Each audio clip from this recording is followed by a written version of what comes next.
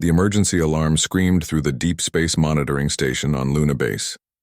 Officer Kim Tae-ho jumped from his chair as red lights flashed across every screen in the room. He had been watching the quiet darkness of space for 3 years, and nothing like this had ever happened before. "What is it?" shouted Commander Park So-min as she ran into the control room. Her boots made loud sounds on the metal floor.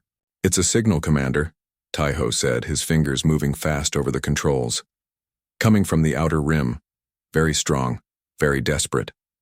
The main screen filled with strange symbols that slowly changed into words they could understand. The computer was working hard to translate the alien language. "Please, anyone who can hear this, and we are dying," the message said. "The Korvac horde attacks our worlds. We cannot fight. We do not know how to fight. Our people die while we watch. If any civilization has weapons of war, please help us. We offer all our knowledge in return for your protection." Park So-min stared at the screen. In all her years in the Human Defense Navy, she had dreamed of this moment.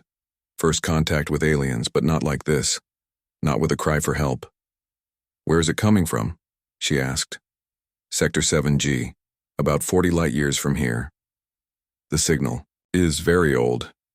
Maybe 6 months. By now..." Tae-ho stopped talking. "By now, they might all be dead." Park So-min finished. She looked at the message again. The aliens called themselves the Villani Confederation. They sent pictures of their worlds. Beautiful green planets with crystal cities and flowing rivers. They looked peaceful. Too peaceful. "Commander, what do we do?" asked Lieutenant Choi Minho from his station. "Earth Command says we should stay hidden. No contact with aliens until we know more about them." Park So-min knew the rules. Humanity had been watching alien signals for 50 years. They knew about the big galactic community out there. They knew Earth was listed in some alien database as a Category 9 death world, a planet too dangerous for normal life. Most aliens thought nothing could live on such a harsh world. That was fine with most humans. Let the aliens think Earth was empty. Better to watch and learn than to show themselves too early. But this was different. Real people were dying while Earth stayed hidden in the shadows. "Get me Admiral Park So-min on Earth," the commander said. Priority 1. The big screen changed to show Fleet Admiral Park So-min sitting behind her desk in Seoul. She looked exactly like the Luna Base commander because they were twin sisters. Both had given their lives to protecting humanity among the stars. "I saw the signal," the admiral said before anyone could speak. "The whole Defense Council is meeting right now. This changes everything." "Admiral, they need help," the commander said. "Look at their worlds. Look at their people. They're like children. They don't even have real weapons." On the screen, the alien message played again. It showed Villani people.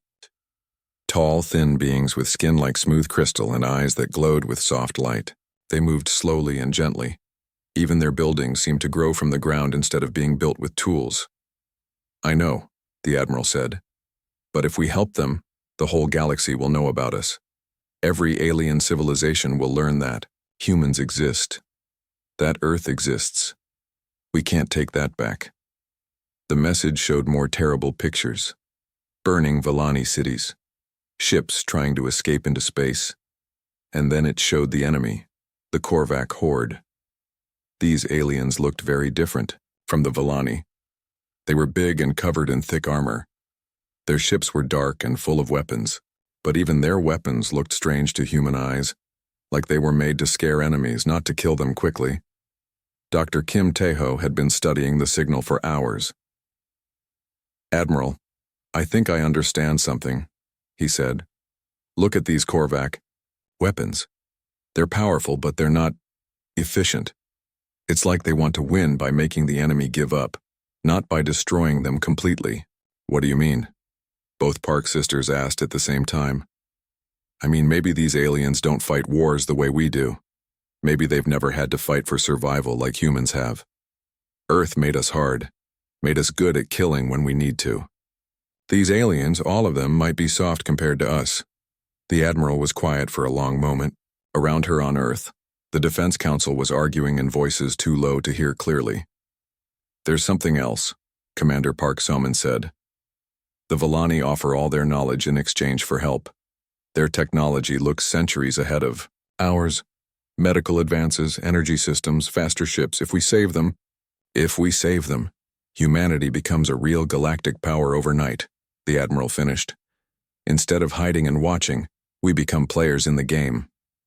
Captain Lee Hyun had been listening from his ship, the UES Iron Mountain, floating in Earth orbit. His voice came through the speakers. Admiral, my crew is ready, 12 ships. The best weapons humanity has ever built. Give us the order.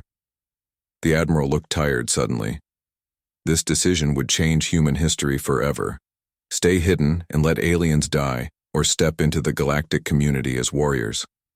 Captain Lee, you understand what this means? Once we show ourselves, there's no going back. The galaxy will know that humans are not just alive, but that we're dangerous. We'll make enemies, we'll have to fight. Yes, Admiral, but we'll also save innocent people. Isn't that what our weapons are really for? The emergency signal kept playing. Somewhere in the darkness of space, people were dying while they're peaceful. Neighbors watched in horror. Admiral Park Soman made her choice. Captain Lee, take your fleet to Volani space, maximum speed, show them what humans can do. Captain Lee Hyun smiled for the first time in months. Yes, Admiral. The Iron Mountain and her fleet are moving out. As the human warships prepared for their first journey to alien space, none of them knew they were about to teach the galaxy a new way to fight wars. The human fleet dropped out of faster-than-light travel at the edge of Volani space. Captain Lee Hyun stood on the bridge of the Iron Mountain, watching the main screen with growing anger. Space was full of refugee ships, thousands of them fleeing from burning worlds. My God, whispered Dr. Yoon Nara, the fleet's first contact specialist. How many are there? Scanner shows over 50,000 ships, reported Lieutenant Commander Choi Minho. All civilians, no weapons. They're running from something big. Through the darkness ahead, they could see the glow of dying worlds. 3 planets burned in the distance, their surfaces covered in fire. The beautiful crystal cities the Volani had shown in their message were now smoking ruins. Captain, called engineer Seo Jiwon from her station. I'm getting signals from the refugee ships. They're trying to talk to us. The main screen filled with the face of a Volani. The alien looked exactly like the pictures from the distress call. Tall and thin with crystal-like skin that glowed softly. But this one looked terrified. Its large eyes were wide with fear. Unknown ships, the Volani said in a voice that sounded like music, even through the computer translation. Please do. Not attack, we are refugees, we carry no weapons, we only seek safety. Captain Lee felt sick. These people were so scared they thought every new ship might be another enemy. This is Captain Lee Hyun of the human fleet. We received your distress call. We came to help. The Volani's glowing eyes got even wider. Humans? We do not know this. Word. Are you from the Galactic Federation? Do you bring peacemakers and shield givers? Dr. Yoon Nara stepped forward. Captain, I think they're asking if we brought defensive technology, like force fields and evacuation ships. Tell them we brought something better, Lee said. Tell them we brought weapons. When the translation reached the Volani, the alien looked confused. It spoke to others around it in their musical language. Finally, it turned back to the screen. Weapons? You mean tools of harmony? Devices that make enemies peaceful? We tried these against the Korvac. They do not work. The Korvac do not understand harmony. Captain Lee looked at Dr. Yoon Nara. She shook her head slightly. The aliens had no idea what real weapons were. We need to board their ship, Lee said. Face-to-face contact. Dr. Yoon, take a team over. Dr. Kim Tae-ho, go with her. Figure out what we're dealing with. An hour later, Dr. Yoon Nara floated through the airlock of the Volani refugee ship. The inside was like nothing she had ever seen. The walls seemed to be alive, growing and changing color as she walked. Soft light came from everywhere and nowhere. The air smelled like flowers. The Volani who met them was tall, nearly 8 feet, but moved like a dancer. Its crystal skin reflected the colored lights around them. When it spoke, other Volani nearby stopped to listen, as if the words themselves were beautiful. I am Thessian, High Counselor of what remains of the Volani Confederation. You are the humans who answered our call. Yes, Dr. Yoon said. We came to help you fight the Korvac. Thessian's head tilted in a way that seemed confused. Fight? This word does not translate well. Do you mean to teach them wisdom? To show them the error of their ways? Dr. Kim Tae-ho was scanning Thessian with his medical equipment. He looked surprised by what he found. Dr. Yoon, he said quietly, I don't think their brains work like ours. The parts that handle aggression and violence, they're almost missing. Dr. Yoon tried to explain. Thessian, when we say fight, we mean to use weapons to stop the Korvac, to hurt them so they cannot hurt you anymore. Hurt? Thessian's glow became dimmer. You mean to cause pain on purpose? This is not possible. No intelligent being would choose to cause pain. On the main screen, Thessian showed them what Villani weapons looked like. They were beautiful devices that created force fields and energy barriers. Some could make enemies fall asleep. Others sent out waves that were supposed to make attackers feel peaceful and happy. These work on all civilized species, Thessian explained. When there is conflict, both sides use harmony tools until everyone feels better. Then they talk and find solutions that help everyone. But they don't work on the Korvac? Dr. Yoon asked. Thessian's glow became even dimmer. The Korvac are different. They seem to enjoy conflict. They break our harmony tools and laugh. They destroy our worlds and take our people as prizes. We do not understand why. Dr. Kim Tae-ho was studying scans of Korvac ships in the distance. Dr. Yoon, look at this. Even the Korvac weapons aren't designed to kill quickly. They're made to disable ships and capture crews alive. I think both species fight wars like games with rules. Dr. Yoon understood. In their galaxy, war was like a sport. The goal was to win, not to destroy your enemy completely. The Korvac were winning because they were willing to be more aggressive than others, but they still followed the basic rules. Thessian, she said carefully, humans fight differently. Our weapons are made to destroy enemies completely, to kill them so they cannot fight anymore. The word kill did not translate well. Dr. Yoon had to explain the concept of ending life on purpose. When Thessian finally understood, the alien stepped backward in horror. You mean to make living things become not living? On purpose? For strategy? Thessian's voice was barely a whisper. Sometimes it's the only way to protect innocent people, Dr. Yoon said. Sometimes enemies will not stop unless you make them stop permanently. Thessian was quiet for a long time. Around them, other Villani had heard the conversation. They whispered to each other in their musical language, but their songs sounded sad and frightened now. Show me, Thessian finally said. Show me these human weapons. Dr. Yoon led the alien delegation to the Iron Mountain. Captain Lee met them in the weapons bay. The room was full of missiles, railguns, laser cannons, and projectile weapons.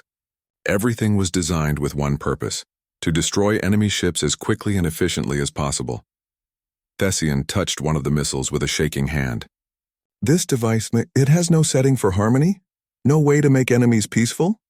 No, Captain Lee said. When we fire this, it explodes. It tears holes in enemy ships. The explosion and the vacuum of space kills everyone inside. For the first time in their species' history, a Villani fainted. When Thessian woke up, the alien looked at Captain Lee with new understanding. Your species, you learned to fight for survival. Death was always close to you. You had to become hard. Yes, Lee said. Earth is a dangerous world. We had to learn to kill or die. It made us different from you. Thessian stood up slowly. The Korvac come soon. They will attack our last stronghold, Sanctuary Prime. 5 million Villani live. There, if they fall, they won't fall, Captain Lee said. We'll stop the Korvac. But your methods, your weapons, they will change everything. Once the galaxy sees how humans fight, nothing will ever be the same. Captain Lee nodded. Maybe it's time for the galaxy to change. In the distance, Korvac ships began to gather around Sanctuary Prime. The final battle was about to begin, and the galaxy was about to learn what real war looked like. Warlord Graxus stood on the command deck of his flagship, watching Sanctuary Prime grow larger on the screen. The last Villani stronghold hung in space like a jewel, a massive station built around their most sacred world. 5 million Villani lived there, thinking their Harmony weapons would protect them. Pathetic, Graxus growled to his officers. The Korvac leader was huge even by his species standards, 12 feet tall and covered in thick battle armor. They still think their peacemaker toys will stop us. General Thurok, his second-in-command, laughed. The Villani are weak, Warlord. Like all the Garden World species, they surrender when we show them real aggression. Graxus had been conquering soft civilizations for 20 years. The pattern was always the same. He would attack with overwhelming force. The defenders would use their Harmony weapons and defensive shields. When those failed, they would surrender to avoid further conflict. Then he would take what he wanted and move on. "Sir," called the sensor operator. New ships approaching from the outer system. 12 vessels. Unknown design. Graxus looked at the scanner display. The ships were smaller than his dreadnoughts but moved with surprising speed. Their hulls were dark metal covered in what looked like weapon ports. Another species come to help the Villani? Graxus laughed. Good. We can crush them together and show the galaxy what happens to those who oppose the Korvac horde. On the Iron Mountain, Captain Lee Hyun watched the Korvac fleet through his tactical display. 47 ships surrounded Sanctuary Prime. Each one was massive, easily 3 times the size of human vessels. Their hulls were covered in spikes and aggressive-looking decorations. They looked scary, but Lee's tactical officer had already found their weaknesses. "Captain," reported Lieutenant Commander Choi Minho, "Korvac ships have heavy armor but poor weapon placement. Their guns can't target multiple directions at once, and their engines—" He paused to double-check his readings. "Their engines are barely protected at all." Captain Jang Minseo's voice came through the communications from her ship, the Stormcaller. "Lee, my Marines are ready for boarding actions. Just get us close enough." "Engineer Seo," Lee called to his chief engineer. "What do you think of their technology?" Seo Jiwon studied the sensor data. "Advanced in some ways, primitive in others. Their armor is strong, but their targeting systems are slow. Their weapons are powerful, but they seem designed to disable rather than destroy. I think they're used to enemies who give up quickly." The Korvac attack began exactly as Graxus had planned. His ships moved into formation around Sanctuary Prime, firing their disruptor weapons at the Villani defense platforms. The beautiful crystal stations cracked and went dark, their Harmony generators overloaded. Villani ships tried to fight back with their peacemaker weapons, sending waves of calming energy at the attackers. The Korvac laughed and fired again. Some Villani crews tried to ram the enemy ships in desperation, but their vessels were too fragile to cause real damage. "This is too easy," General Thurok said. "The Villani will surrender within the hour." That was when the human fleet attacked. Captain, Lee had studied every human military victory for the past 500 years. The best strategy was always the same. Hit hard, hit fast, and hit where the enemy was weakest. "All ships, this is Iron Mountain," he broadcast to his fleet. "Target their engines first, disable their ability to move, then target their weapons, make them helpless before they understand what's happening." The human ships accelerated to attack speed. Their kinetic railguns opened fire at maximum range, far beyond what the Korvac thought possible. Solid metal projectiles moving at incredible speed slammed into Korvac engine sections. The effect was immediate and terrifying.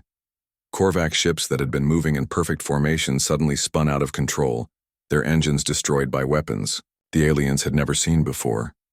Explosions ripped through their hulls as human missiles found weak points in their armor. "What is this?" Graxus roared as his flagship shook from multiple impacts. "What kind of weapons are these?" His tactical officer was panicking. "Warlord, they're using solid projectiles. Metal chunks moving at impossible speeds. Our shields were designed to stop energy weapons, not physical impacts." On the Iron Mountain, Dr. Kim Tae-ho monitored the battle from the science station. "Captain, they're completely unprepared for kinetic weapons. Their shields don't even slow down our railgun projectiles." The battle became a slaughter. Human ships moved in coordinated groups, their weapons tearing through Korvac hulls like paper. When the aliens tried to return fire, their slow-moving, energy weapons couldn't track the fast-moving human vessels. Captain Zhang Minseo brought the Stormcaller alongside a Korvac dreadnought. Marines, prepare for boarding action. Show them how humans fight up close. Colonel Han Daisung led his Marines through the breach in the Korvac hull. The inside of the alien ship was dark and scary-looking, but the Korvac themselves fought like children. They were used to ritual combat, standing in the open, roaring challenges, trying to intimidate their enemies into surrender. The human Marines used cover and moved in coordinated teams. They carried weapons designed to kill quickly and efficiently. The Korvac had never faced an enemy that shot to kill from hiding places. They're not even wearing real armor, one Marine reported. Just ceremonial plates designed to look scary. Our bullets go right through. Within minutes, the dreadnought was under human control. The surviving Korvac huddled in corners, too shocked to fight back. They had never seen warfare like this. Systematic, efficient, brutal. Warlord Graxus watched his fleet die around him. Ships that had conquered dozens of worlds were being destroyed by a force 1/4 their size. His proud warriors were being killed by enemies who didn't even show themselves. Retreat, he finally ordered. All ships retreat. These enemies are not civilized. But it was too late. Human missiles had destroyed most of his ship's engines. Only a few vessels managed to escape into faster-than-light travel. The rest were destroyed or captured. The battle was over in less than an hour. The Korvac horde, terror of the Outer Rim, had been crushed by 12 human ships. On Sanctuary Prime, the Villani watched the battle through their sensors. They had seen their entire understanding of warfare destroyed along with the Korvac fleet. These humans didn't fight to win. They fought to completely eliminate their enemies. Thessian's voice came through the communications, weak with shock. Captain Lee, what have you done? We stopped the Korvac, Lee replied. Your people are safe. But at what cost? You destroyed them completely. You killed thousands of beings. In our galaxy, war has rules. Enemies surrender when they are defeated. They are allowed to leave with honor. Captain Lee was quiet for a moment. Thessian, the Korvac were destroying your people. They were going to kill millions of Villani. Sometimes the only way to stop a monster is to kill it. But now the galaxy will know about your species. They will know that humans fight to kill, not to win. They will fear you. Lee looked at the burning remains of the Korvac fleet. Maybe it's time they learned to fear something. In the wreckage, General Thurok floated in his damaged escape pod, sending a message to Korvac space. The message was simple but would change galactic history forever. The humans have weapons we cannot fight. They kill without mercy. Warn the Empress. War has changed. The galaxy was about to learn that humanity had joined the game, and humans played by different rules. The emergency session of the Galactic Trade Federation was the largest gathering of alien species in recorded history. Representatives from over 200 civilizations filled the massive chamber on the neutral world of Centros Prime. The topic of discussion was simple but terrifying. What to do about the humans? Ambassador Rin Seoyoung walked into the chamber knowing that every eye was watching her. She was the first human to ever enter this sacred hall of galactic diplomacy. Around her, aliens whispered in dozens of languages, but she heard the same words repeated over and over. Deathworlder, savage, killer. The Federation Chancellor, a graceful being called Quintal, stood at the center of the chamber. Its voice carried to every corner of the room through advanced translation systems. The being before us represents a species that has violated every law of civilized warfare, Quintal announced. The humans have demonstrated weapons and tactics that exist only to cause death, not to achieve surrender. They have brought the madness of Deathworld survival into our peaceful galaxy. Ambassador Rin had prepared for this moment for months. She stood calmly as images from the Battle of Sanctuary Prime played on screens around the chamber. The aliens gasped and made sounds of disgust as they watched human weapons tear through Korvac ships. Honored representatives, Rin said, her voice steady despite the hostility around her. My species came to help the Villani because they asked for help. We stopped an aggressive force that was committing genocide. You murdered thousands of beings, shouted a representative from the Crystalline Collective. The Korvac could have been reformed, taught better ways. Instead, you chose extermination. Dr. Oh Kyung-min, the human psychologist who had come with the delegation, stepped forward. She had spent months studying galactic civilization and had made a disturbing discovery. With respect, Dr. Oh said, your species have never truly faced extinction. Your homeworlds are garden planets where resources are abundant and survival is guaranteed. You evolved believing that conflict could always be resolved through negotiation because you've never met an enemy that wanted to destroy you completely. The chamber erupted in angry voices. Several species demanded that the humans be ejected immediately. Others called for military action against Earth. Chancellor Quintal raised a hand for silence.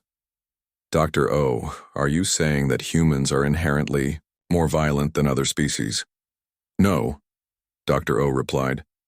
I'm saying that humans understand something you don't. Sometimes peaceful solutions are impossible. Sometimes an enemy will not stop until they are stopped permanently. The Korvac were committing genocide against the Villani. Talking would not have saved those 5 million lives. On her homeworld, Korvac Empress Vexhai was watching the Federation session through secret channels. Unlike her subordinate Graxus, she was intelligent enough to understand what the humans represented. They weren't just another species with different weapons. They were a fundamental threat to the way galactic civilization worked. Warsmith Bruton, she called to her chief engineer. Show me your analysis of the human battle recordings. Bruton, smaller than most Korvac but much smarter, brought up detailed displays of human weapons and tactics. Empress, they use kinetic weapons, solid projectiles moving at extreme velocities. Our energy shields are useless against them. Their ships are faster and more maneuverable than ours. Worst of all, they fight in coordinated groups instead of individual combat. Can we copy their methods? Some of them, yes. I've designed new weapons based on their kinetic principle. But Empress, Bruton hesitated. Their real advantage isn't their technology. It's their mindset. They don't fight for honor or glory. They fight to eliminate threats completely. To think like them, we would have to become like them. Empress Vexhai considered this. The Korvac had built their empire on being more aggressive than other species, but they still followed the basic rules of galactic warfare. They fought to dominate, not to destroy. Humans fought to win at any cost. Then that's what we'll become, she decided. Start production of kinetic weapons immediately. Train our warriors in human tactics.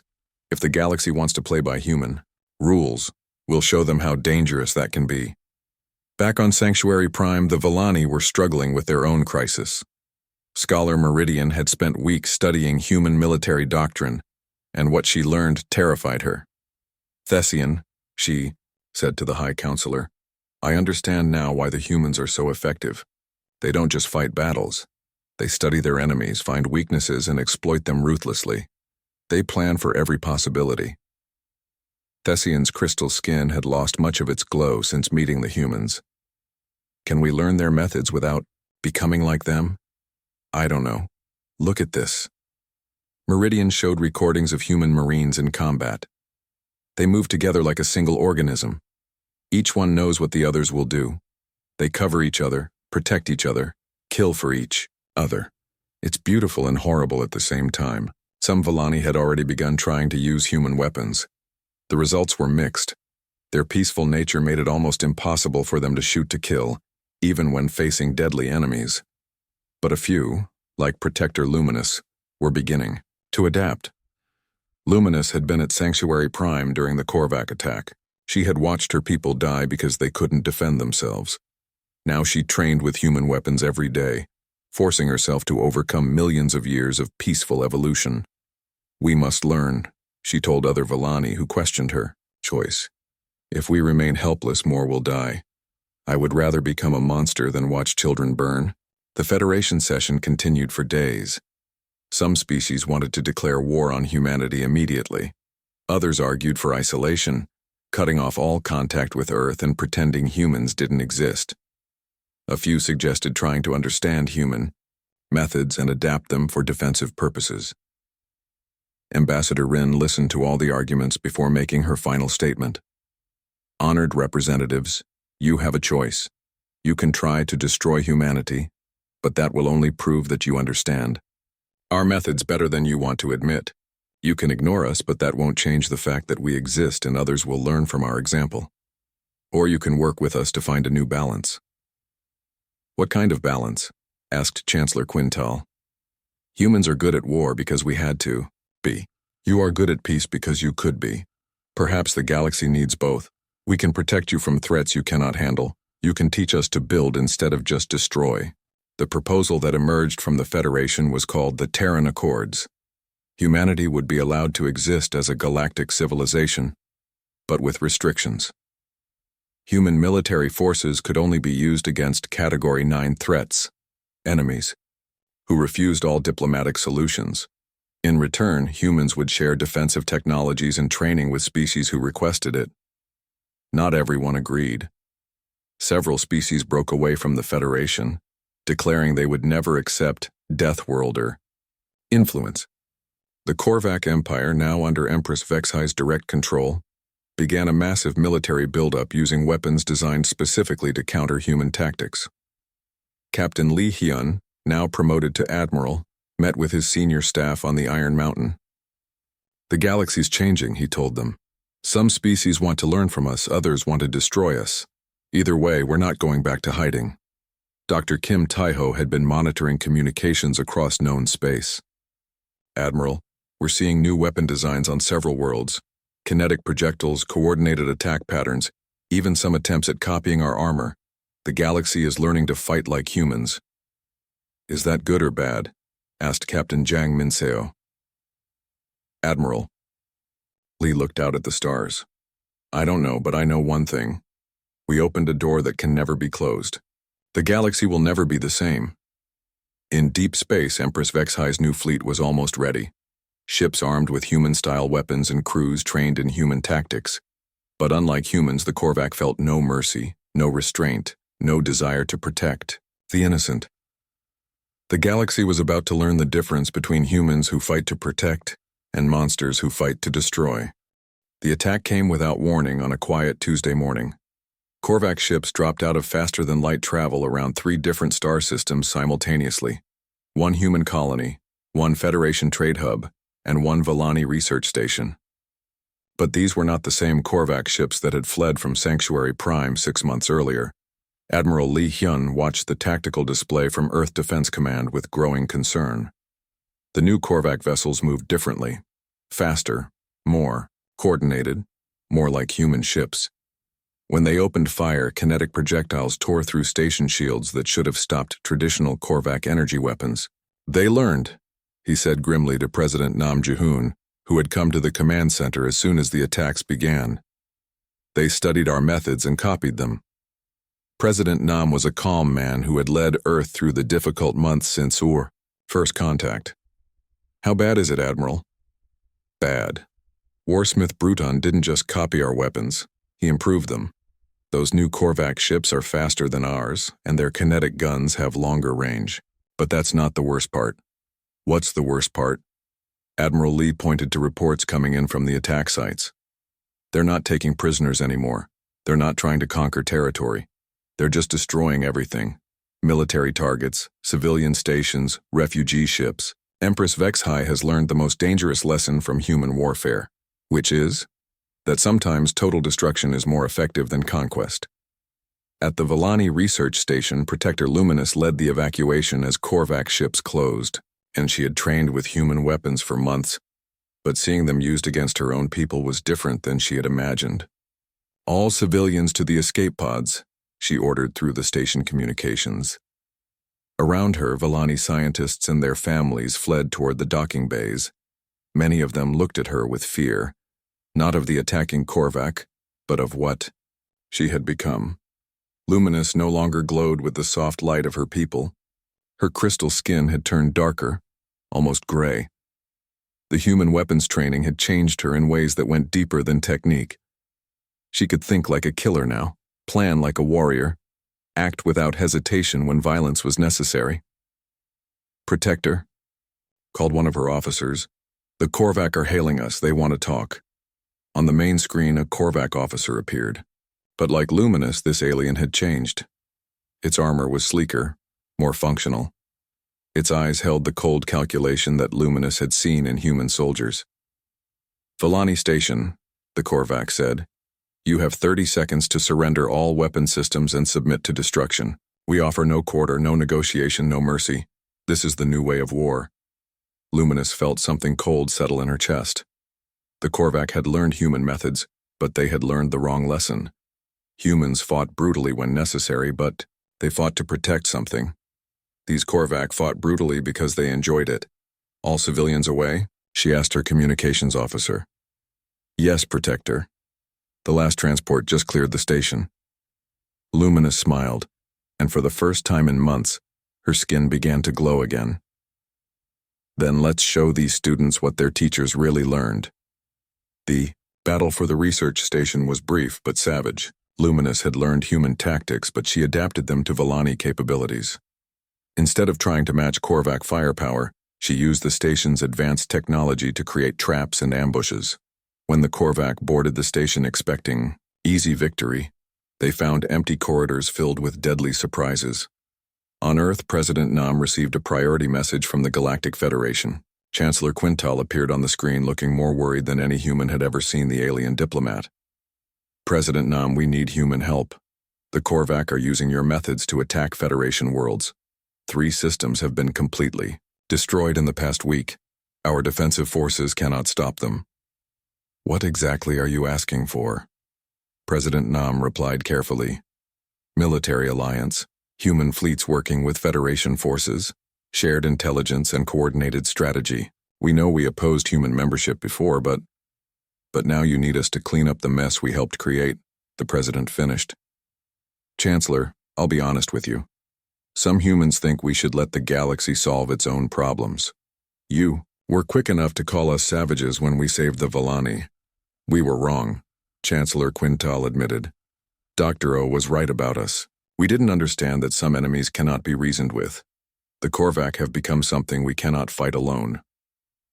The decision to help came after an emergency session of the Earth Defense Council. Admiral Lee argued strongly for intervention. Mr. President, if we let the Korvac destroy the Federation, we'll face them alone eventually. Better to fight them now while we have allies, even reluctant ones. But Admiral, argued Defense Minister Yoon Nara, our intervention is what created this problem. The Korvac learned human methods by fighting us. Are we responsible for the damage they're doing? Dr. Oh Kyung-min had been studying the Korvac behavior patterns since the attacks began. Minister Yoon, I don't think the Korvac learned our methods correctly. Humans fight brutally when necessary.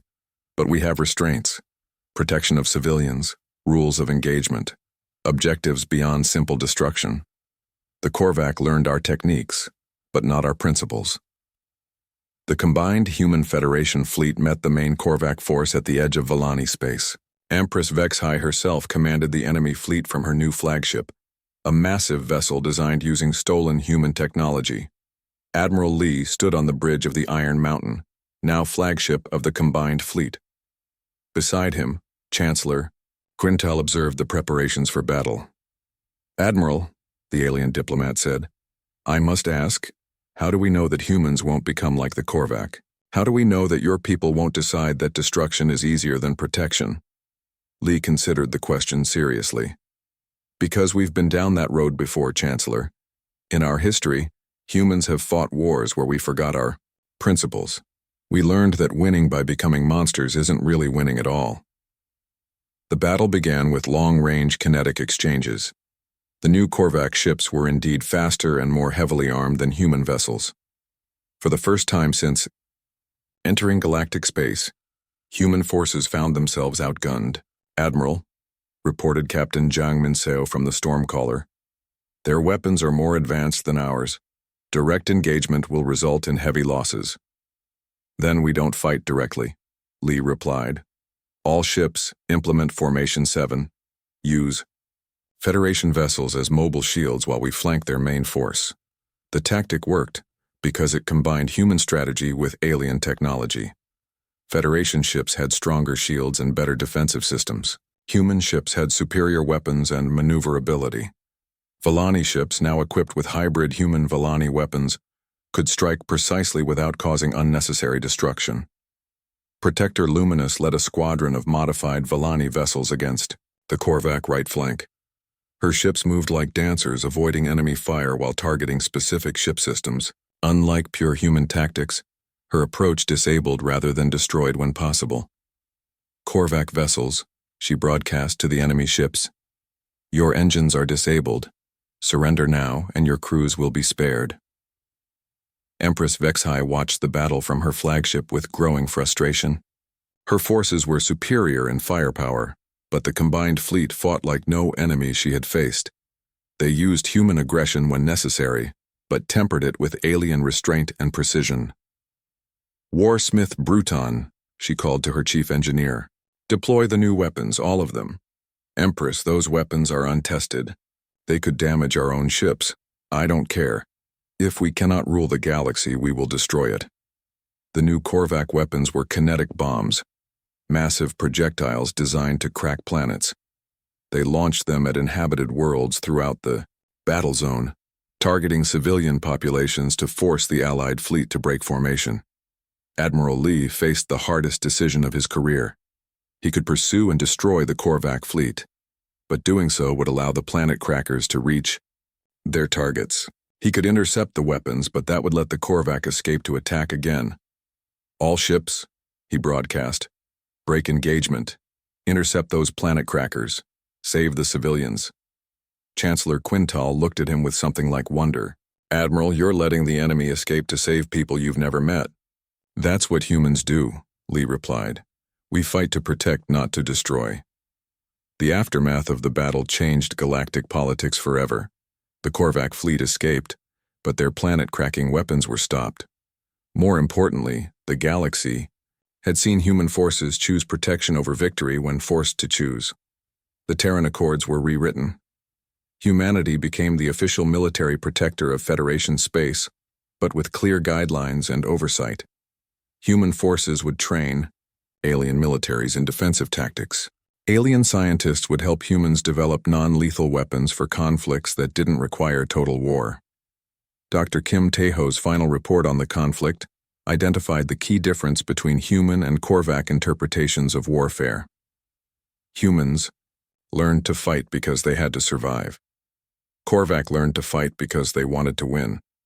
The motivation matters more than the method. 6 months later, Admiral Lee stood in the new Galactic Defense Command Center on Sanctuary Prime. Around him, officers from dozens of species worked together.